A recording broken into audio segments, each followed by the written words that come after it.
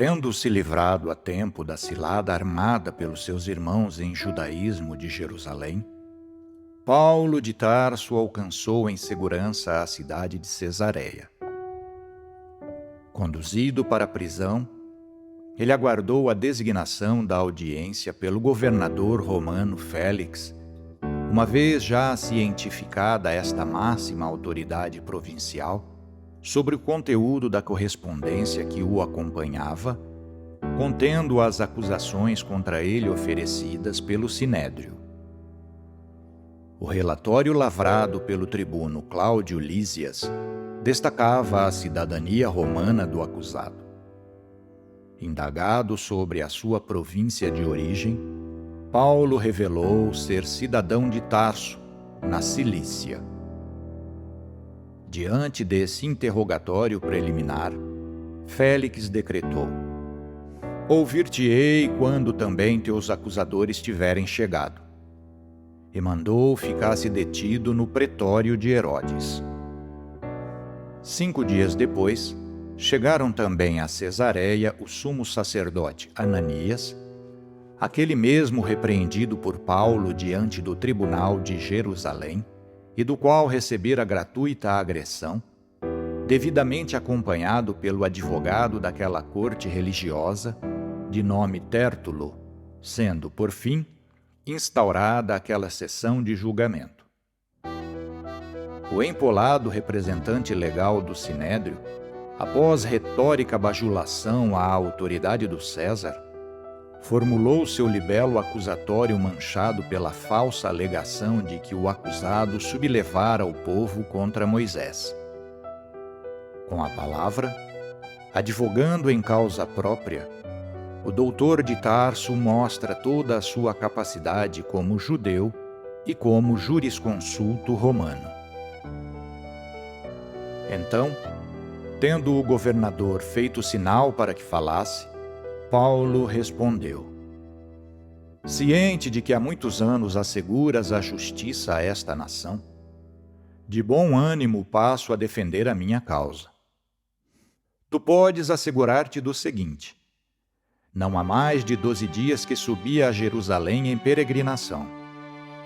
Ora, nem no templo, nem nas sinagogas, nem pela cidade, viu-me alguém discutindo com outrem ou provocando motins entre a multidão. Eles não podem provar-te aquilo de que agora me acusam. Desde o preâmbulo, a defesa de Paulo revela os seus dotes jurídicos não apenas como magistrado do Sinédrio, especialista na lei de Moisés, mas também na qualidade de ilustrado doutor da lei romana. Como tal, ele sabia que o procedimento judiciário da autoridade civil determinava, desde aqueles longínquos tempos, que o ônus da prova incumbe sempre a quem acusa. Também, como pregador comprometido com o Cristo, ele não perderia aquela grandiosa oportunidade de inserir na alma do governador romano e das pessoas presentes naquele tribunal, especialmente nos religiosos judeus, o embrião da Boa Nova. Por isso, valendo-se daquela ilustrada assistência, ele continuou: isto, porém, confesso-te, é segundo o caminho, a que chamam de seita, que eu sirvo ao Deus dos meus pais, crendo em tudo o que está conforme a lei e se encontra escrito nos profetas. E tenho em Deus a esperança, que também eles acalantam, de que há de acontecer a ressurreição, tanto de justos como de injustos. Eis porque também eu me esforço por manter uma consciência irrepreensível constantemente diante de Deus e diante dos homens. Com essa fala introdutória, o advogado Paulo de Tarso convocava em sua defesa a própria consciência moral do julgador, tentando garantir que Félix agisse não apenas segundo os estritos ditames da lex romana, mas também segundo um senso ético. Como jurista e filósofo helenista romano, Ele conhecia os textos de Lúcio Aneu Sêneca, o igualmente célebre jurista e filósofo seu contemporâneo, irmão do governador da província da Acaia, Lúcio Júnio Gálio Ariano, ético magistrado que já o havia absolvido em Corintos de outras injustas acusações da parte dos judeus. Agora, em Cesareia, alertado pelo Espírito Jesus quanto ao caráter corrupto de Félix, o governador local que o julgaria, o arguto jurisconsulto dos gentios evocava como medida preliminar de sua defesa a consciência ética dessa não confiável autoridade, para que ela não se deixasse levar pela sua ânsia de cobiça dos abastados cofres do Sinédrio. Continuando, o doutor das gentes relata: depois de muitos anos, vim trazer esmolas para o meu povo e também apresentar ofertas. Foi ao fazê-lo que me encontraram no templo, já purificado, sem ajuntamento e sem tumulto.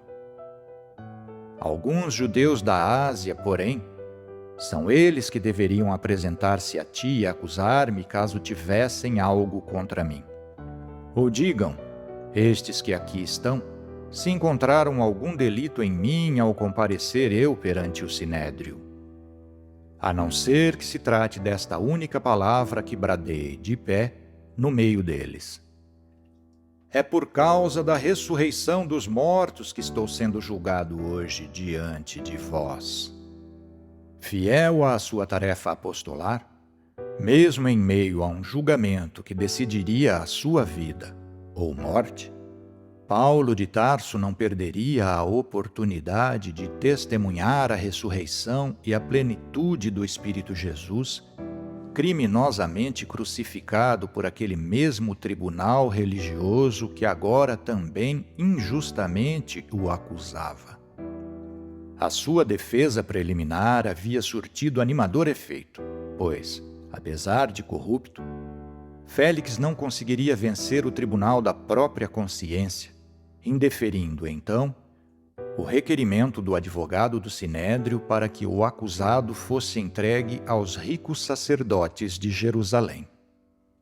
Por isso, Félix, que era muito bem informado no que concerne ao caminho, reenviou-os para outra audiência, dizendo: quando o tribuno Lísias descer, julgarei a vossa questão.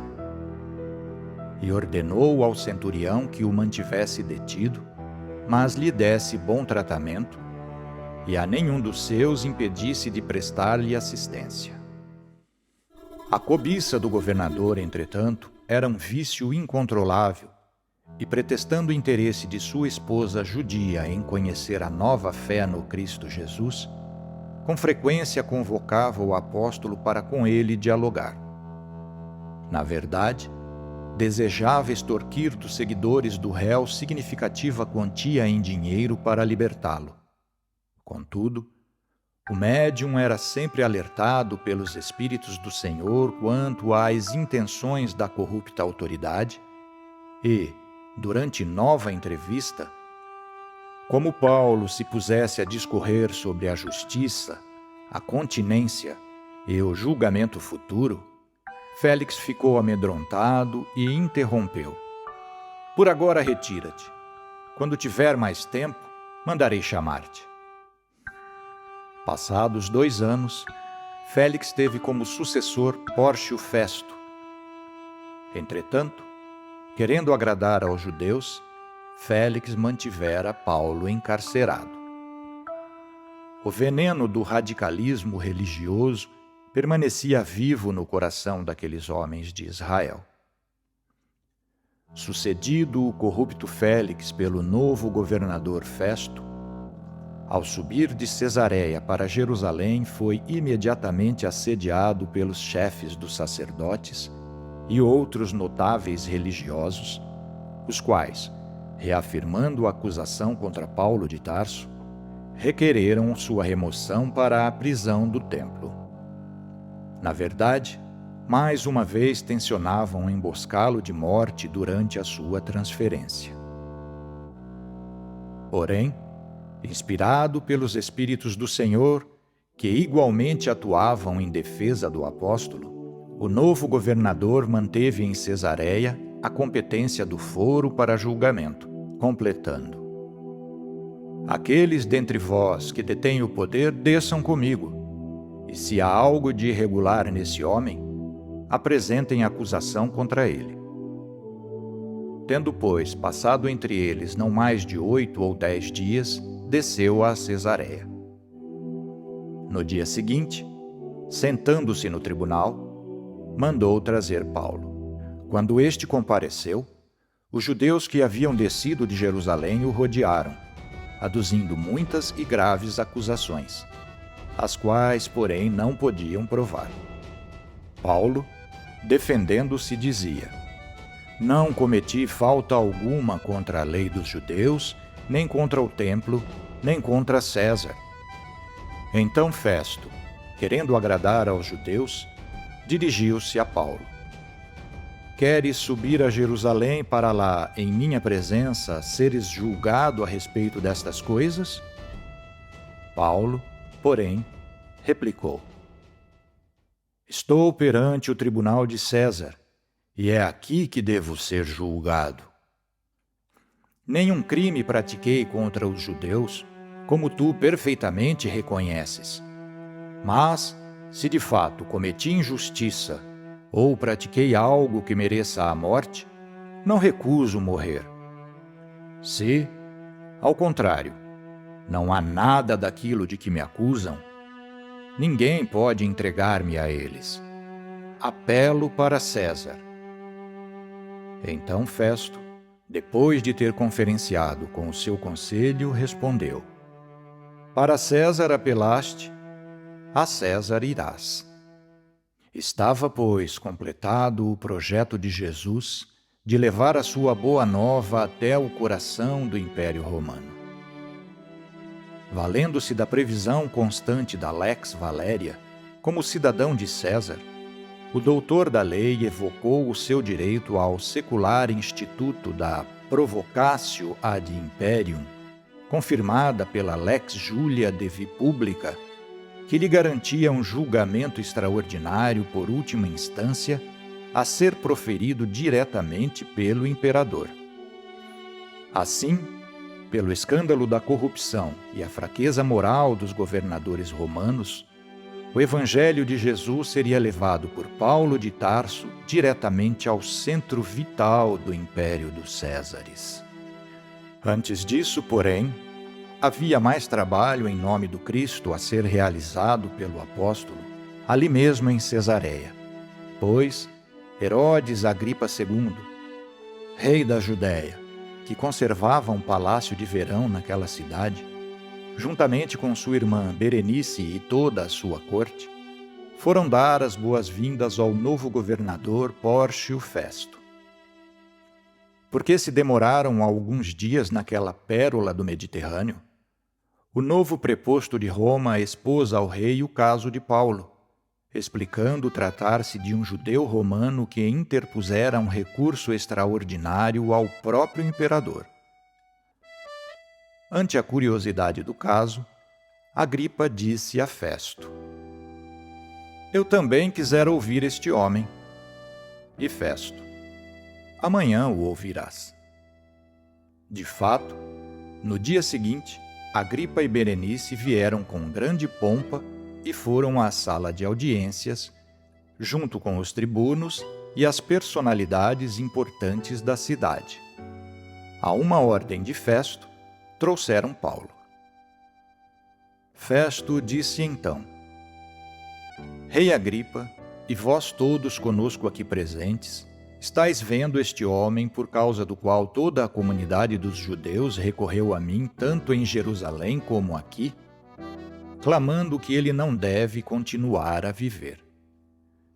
Eu, porém, averiguei que nada fez que mereça a morte. Contudo, como ele mesmo apelou para o imperador Augusto, decidi enviá-lo. Acontece que nada tenho de concreto sobre ele para escrever ao Senhor.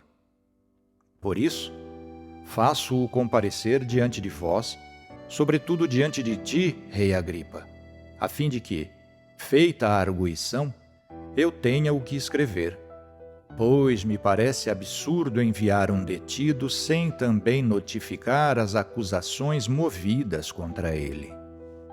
Nestas aparentes casualidades que um estudioso laico vê apenas uma vã e divertida curiosidade da família real dos hebreus, um profundo conhecedor da perfeita interação que há entre os espíritos desencarnados e a humanidade, enxerga a oportunidade de ouro criada por Jesus para que o apóstolo, finalmente, conseguisse apresentar a filosofia do Cristo ressuscitado perante as maiores autoridades do judaísmo. Por isso, de acordo com Lucas, dirigindo-se a Paulo, disse a Agripa: tens permissão de falar em teu favor. Então, estendendo a mão, começou Paulo a sua defesa. Considero-me feliz, ó rei Agripa, por poder hoje, diante de ti, defender-me de todas as coisas de que pelos judeus sou acusado. Tanto mais porque estás ao corrente de todos os costumes e controvérsias dos judeus, razão também pela qual te peço que me escutes com paciência. O que foi o meu modo de viver, desde a mocidade, como transcorreu desde o início, no meio do meu povo e em Jerusalém, sabem-no todos os judeus. Eles me conhecem de longa data e podem atestar, se quiserem, que tenho vivido segundo a seita mais severa de nossa religião, como fariseu. E agora estou sendo aqui julgado por causa da esperança na promessa feita por Deus aos nossos pais, à qual esperam chegar as nossas 12 tribos, que servem a Deus noite e dia, com todo o ardor. É por causa dessa esperança, ó rei, que pelos judeus sou acusado. Entretanto, por que se julga incrível entre vós que Deus ressuscite os mortos? Aproveitando-se do conhecimento religioso do rei dos hebreus, Paulo presta inequívoco testemunho da ressurreição de Jesus, uma crença que até então figurara apenas como uma esperança entre os judeus, uma vez nunca ter sido realizada frente a centenas de testemunhas por algum outro profeta da raça. Com o escândalo desse injustificado julgamento, a realidade do espírito humano seria agora apresentada perante ilustres representantes de 2 reinos, o de Israel e o Império de Roma. Era chegado finalmente o momento do apóstolo falar com liberdade depois de 3 décadas de repressão, revelando a verdade do espírito imortal. E ele falou: quanto a mim, parecia-me necessário fazer muitas coisas contra o nome de Jesus, o Nazireu. Foi o que fiz em Jerusalém. A muitos dentre os santos eu mesmo encerrei nas prisões, recebi da autorização dos chefes dos sacerdotes. E, quando eram mortos, eu contribuía com o meu voto. Muitas vezes, percorrendo todas as sinagogas, por meio de torturas quis forçá-los a blasfemar. E, no excesso do meu furor, cheguei a persegui-los até em cidades estrangeiras. Nenhum testemunho pode ser mais crível do que aquele prestado por alguém que, tendo se alinhado em uma frente de batalha, ao se convencer do seu erro, abandona sua trincheira para tomar a defesa do seu antigo inimigo. Paulo de Tarso era um espírito culto e instruído na elevada filosofia helenista e na religião judaica. E, tendo descoberto a verdade, agora testificava Jesus ressuscitado. A sua conversão era, portanto, inédita na história dos povos, e deu-se quando sua autoridade era inconteste e se encontrava no auge de sua capacidade física e intelectual. Por isso, ele podia falar ao rei Agripa e ao governador Festo. Com esse intuito, encaminhei-me a Damasco com a autoridade e a permissão dos chefes dos sacerdotes. No caminho, pelo meio-dia, eu vi, ó rei, vinda do céu e mais brilhante que o sol, uma luz que circundou a mim e aos que me acompanhavam. Caímos todos por terra e ouvi uma voz que me falava em língua hebraica: Saul, Saul, por que me persegues? É duro para ti recalcitrar contra o aguilhão. Perguntei: Quem é, Senhor? E o Senhor respondeu: Eu sou Jesus, a quem tu persegues. Mas levanta-te e fica firme em pé, pois este é o motivo por que te apareci, para constituir-te servo e testemunha da visão na qual me viste e daquelas nas quais ainda te aparecerei. Eu te livrarei do povo e das nações gentias, às quais te envio, para lhes abrires os olhos, e assim se converterem das trevas à luz. Com esse discurso, Paulo anuncia a missão a ele atribuída pelo Espírito Jesus, atestando também sua plena confiança na garantia que o Mestre lhe prestou de acompanhar de perto o seu trabalho, o que de fato cumpria ao orientá-lo por meio das constantes comunicações mediúnicas que com ele estabelecia há quase 30 anos. Quanto a mim, rei Agripa, não me mostrei rebelde à visão celeste. Ao contrário, primeiro aos habitantes de Damasco, aos de Jerusalém e em toda a região da Judéia, e depois aos gentios, anunciei o arrependimento e a conversão a Deus, com a prática de obras dignas desse arrependimento. É por causa disso que os judeus, tendo se apoderado de mim no templo, tentaram matar-me. Tendo alcançado, porém, o auxílio que vem de Deus, até o presente dia continuo a dar o meu testemunho diante de pequenos e de grandes, nada mais dizendo senão o que os profetas e Moisés disseram, o que havia de acontecer, que o Cristo devia sofrer e que, sendo o primeiro a ressuscitar dentre os mortos, anunciaria a luz ao povo e aos gentios. Aquele ilustre prisioneiro atestava, assim, corajosamente perante a nobreza judaica e a autoridade romana, a conquista do auxílio que vem de Deus, para continuar conclamando os povos ao arrependimento e à conversão, porque o seu anúncio sempre foi sustentado por inquestionáveis e coerentes obras. Assim, o apóstolo mostrava que, mais do que a sua intocável retórica, os seus atos e a sua sincera modificação do estilo de vida e dos próprios sentimentos justificavam a sua tarefa como pregador. Ao esclarecer que o seu trabalho para o Cristo assentava principalmente sobre a realidade da ressurreição, testemunhada junto do Espírito Jesus quando era um rabino e magistrado do Sinédrio, em franco crescimento social e financeiro, a reação daqueles privilegiados ouvintes foi imediata. Dizendo ele estas coisas em sua defesa, Festo o interrompeu em alta voz. Estás louco, Paulo? Teu enorme saber te levou à loucura. Paulo, porém, retrucou. Não estou louco, excelentíssimo Festo, mas são palavras de verdade e de bom senso que profiro. Pois destas coisas tem conhecimento o rei, ao qual me dirijo com toda a audácia, persuadido de que nada disto lhe é estranho. Aliás, não foi num recanto remoto que isto aconteceu. Crês nos profetas, rei Agripa? Eu sei que tu crês. Agripa então retorquiu a Paulo. Ainda um pouco, e por teus raciocínios fazes de mim um cristão.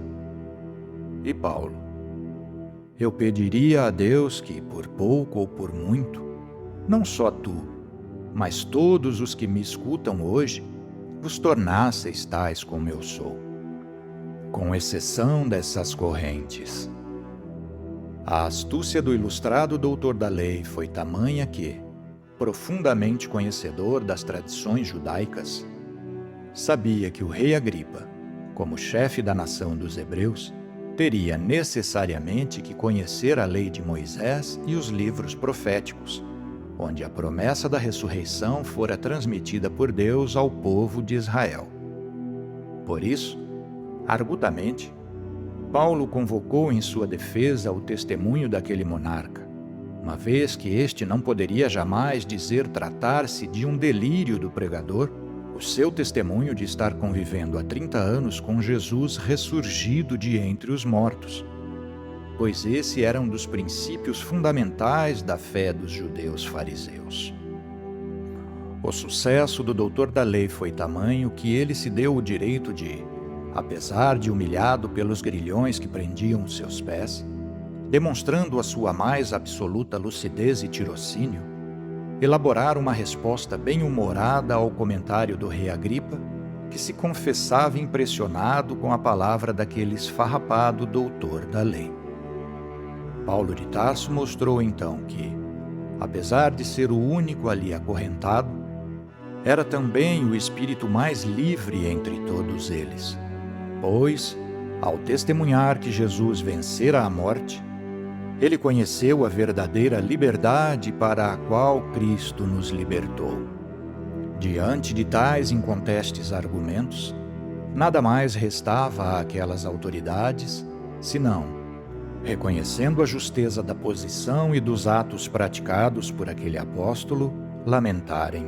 Levantou-se o rei, assim como o governador, Berenice e os que estavam sentados com eles. Ao se retirarem, falavam entre si. Um homem como este nada pode ter feito que mereça a morte ou a prisão. E Agripa concluiu dizendo a Festo: este homem bem poderia ser solto se não tivesse apelado para César. Desde que a humanidade garantiu pela primeira vez, por meio de uma legislação escrita, o inalienável direito à liberdade, tal como fizera Hammurabi, rei da Babilônia no século XVIII a.C., com o seu código inscrito no granito, esse direito fundamental vem sendo defendido por todas as constituições nacionais, uma vez que, sem o seu exercício com plenitude, nenhum ser humano pode ser considerado racional, conforme o iluminista pensamento do filósofo Immanuel Kant. Paulo de Tarso foi o primeiro jurista a evidenciar, tanto com a sua palavra quanto pela dignidade do seu agir, que a liberdade é muito mais do que a autonomia da vontade na prática dos atos existenciais. Coerente com os ensinamentos prestados aos gentios, mesmo injustamente humilhado pelos ferros que prendiam seus pés diante daquelas autoridades, o apóstolo em nenhum momento blasfemou sua condição, nem maldisse os seus algozes. A sua última fala demonstrava a tranquilidade de alma e o bom humor que a esperança proporcionou àquele que constatara o fim da morte pela evidência da ressurreição. Por isso, apesar de encarcerado, ele bem dizia aquelas correntes que, ao prenderem os seus pés, o livravam das forças do mundo e lhe permitia entregar-se voluntariamente ao jugo leve e suave do Cristo e ao testemunho da verdade que liberta.